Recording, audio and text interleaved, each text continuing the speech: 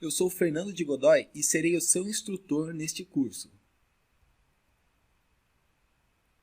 Vamos começar falando sobre o Dynamo, que é uma ferramenta de programação visual de código aberto desenvolvida para estender as funcionalidades de alguns softwares da Autodesk. A programação visual é uma programação mais simples, que não exige código textual. Você pode conectar os nós e assim fazer o seu programa. Isso facilita muito o trabalho com programação. O Dynamo tem código aberto para os scripts, livre redistribuição, consulta, estudo, examinação ou modificação, promovendo um modelo colaborativo de produção intelectual. Existe uma comunidade muito forte de programadores que utilizam o Dynamo. E eu recomendo que vocês participem do fórum do Dynamo, onde essas pessoas se encontram para compartilhar ideias, buscar soluções para muitos problemas. E assim você pode aprender muito com pessoal de alto nível. E como eu posso obter o Dynamo? Bom, ele já é nativo no Revit desde a versão 2016. Então basta você clicar na aba Gerenciar e você vai encontrar o acesso ao Dynamo e ao reprodutor do Dynamo dentro deste menu. Você pode também fazer o download da versão standalone chamada Sandbox em dynamobim.org. E para que nós vamos utilizar essa ferramenta? Para processar dados, gerar geometrias 3D e interagir com as informações dos modelos, no nosso caso aqui do Revit, permitindo assim que possamos desenvolver nossas próprias aplicações. O Dynamo cria modelos a partir de regras complexas ou dados externos, possibilitando a troca e análise dessas informações. Por exemplo, eu posso inserir pisos nos ambientes com a escolha dos tipos de piso no Excel. Eu posso criar uma planilha no Excel, inserir o nome dos pisos que eu quero utilizar e o Dynamo vai fazer a leitura desses dados, permitindo utilizar essa informação para a inserção dos pisos. Temos outro exemplo aqui, onde verificamos a área de pintura de uma estrutura metálica e preenchemos uma solicitação de materiais dentro do Excel. E essas informações podem estar presentes em vários momentos no ciclo de vida da construção. Por exemplo, eu posso utilizar o ID de cada elemento para criar etiquetas QR Code, identificar os meus elementos e fazer uma rastreabilidade durante o processo. Essas informações também podem ser utilizadas para diversos tipos de análise e simulações. E assim nós percebemos que as informações estarão presentes em todo o ciclo da construção. Vamos agora falar da interface do Dynamo, que é uma interface muito simples que basicamente possui uma biblioteca e um menu superior. A biblioteca é uma biblioteca de nós, que é um repositório categorizado para todos os tipos de nós disponíveis. Por exemplo, aqui eu tenho uma soma de dois números e eu estou vendo o resultado num WOT. Se eu navegar até a opção Math dos nós de matemática, eu vou encontrar este nó de adição. Então, podemos navegar pela nossa biblioteca de nós, clicando nos menus e submenus, até encontrar aquele que nós estamos procurando. Outra possibilidade é a inserção de nós externos, que ficam no repositório dynamopackages.com.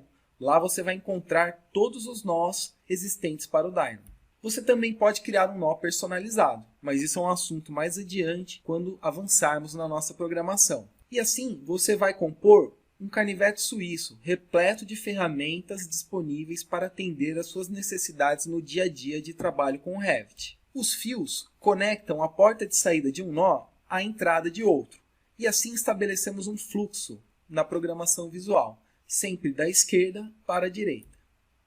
Os nós têm um padrão, eles têm nome, ele tem uma porta, ele tem um ícone, ele tem um valor padrão, e nós vamos utilizar todas essas opções a partir de agora. Aqui nós temos um exemplo simples do processo que teremos no nosso trabalho com o Dynamo, onde temos a entrada, o processamento e a saída.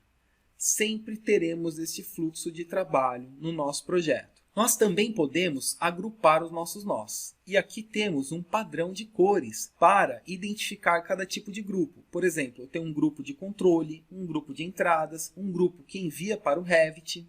Outra funcionalidade importante são os avisos, que quando ocorre algum erro, basta você repousar o mouse sobre o ícone e ele vai lhe mostrar o que houve de errado. Vamos também estudar o Code Block, que é um bloco que permite programação textual. Não vamos nos aprofundar muito nesse tipo de programação, mas vamos sim conhecer. O CodeBlock utiliza uma linguagem chamada Design Script, que é uma linguagem legível e concisa que oferece feedback imediato a pequenos bits de código, ou seja, conforme você vai digitando, ele é autosensitivo para saber se você está digitando errado ou não alguma variável e ele vai te informando. Para que possamos acessar o Revit, utilizamos a API do Revit, que é desenvolvida em C#. Temos várias possibilidades de acessar a API do Revit. A mais simples, eu acredito que seja o Dynamo, pois trabalhamos com programação visual, diferente das demais que exigem conhecimento de programação textual. Porém, podemos viver muito bem somente com o Dynamo. Não podemos esquecer a possibilidade de conectar todas essas informações com a nuvem. A Autodesk oferece o Refinery e o Dynamo se conecta ao Refinery, possibilitando disponibilizar essas informações de forma colaborativa em todo o ciclo da construção. É muito comum as pessoas logo associarem o Dynamo com coisas muito complexas e design generativo. Porém, nós podemos utilizá-lo também para satisfazer outros tipos de necessidade, aquelas que são no dia a dia do nosso trabalho. E como nós vamos pensar e planejar para satisfazer esse tipo de necessidade? Primeiro, precisamos tomar conhecimento do Revit API Docs, que vai dizer o que podemos e o que não podemos fazer dentro do Revit. A API será a nossa conexão com as informações do Revit. Portanto, devemos conhecer esse documento para saber até onde podemos chegar. Muitas pessoas me perguntam, posso fazer tudo o que eu imaginar com apenas um clique no Dynamo? Não, pois temos as limitações da API do Revit. Por exemplo, não é possível criar novos forros pela API. Portanto, devemos estudar um pouco sobre a API Docs, que é um repositório online onde você pode pesquisar na API maneiras de interagir com o Revit. Conhecendo um pouco sobre a API, já podemos colocar tudo isso em prática para resolver nossos problemas. Vamos traçar aqui uma metodologia de trabalho.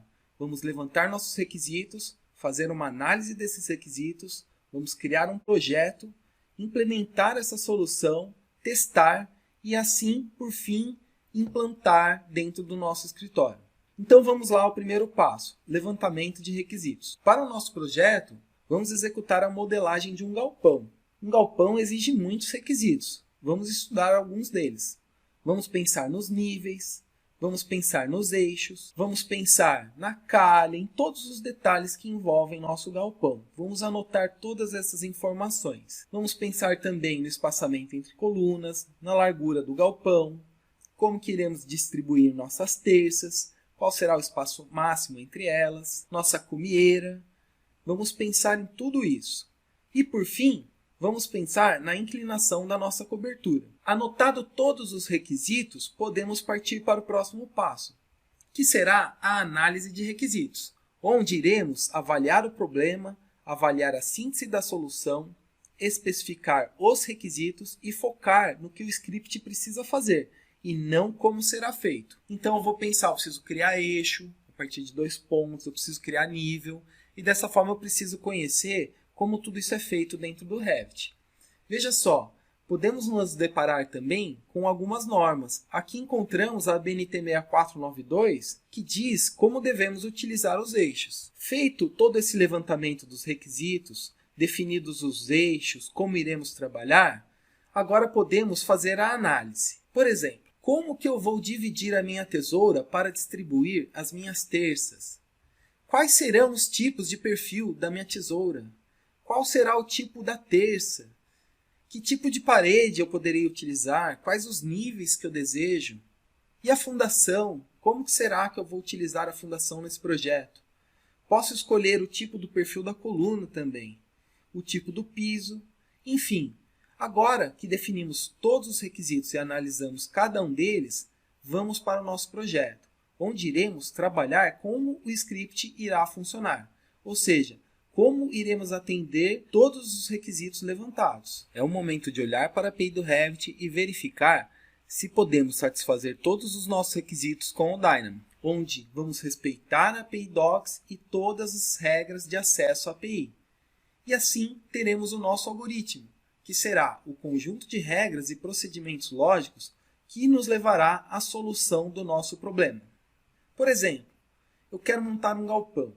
Eu vou pensar no processo da construção. Eu tenho a fundação, eu tenho a coluna, eu tenho as paredes, aí eu venho com as tesouras e, por fim, eu insiro as terças. Com tudo isso feito, nós vamos implementar o nosso algoritmo. Chegou a hora de colocar a mão na massa e trabalhar com o Dynamo. Lá, vamos utilizar fórmulas, valores para chegar à solução ideal ao nosso problema. E, por fim, teremos a nossa rotina, toda conectada com os nós que executam todas essas tarefas. Feita a implementação, vamos para as etapas de testes, onde iremos garantir o funcionamento da nossa rotina. Passada essa etapa, podemos colocar o nosso projeto em implantação e assim disponibilizar para uso no escritório.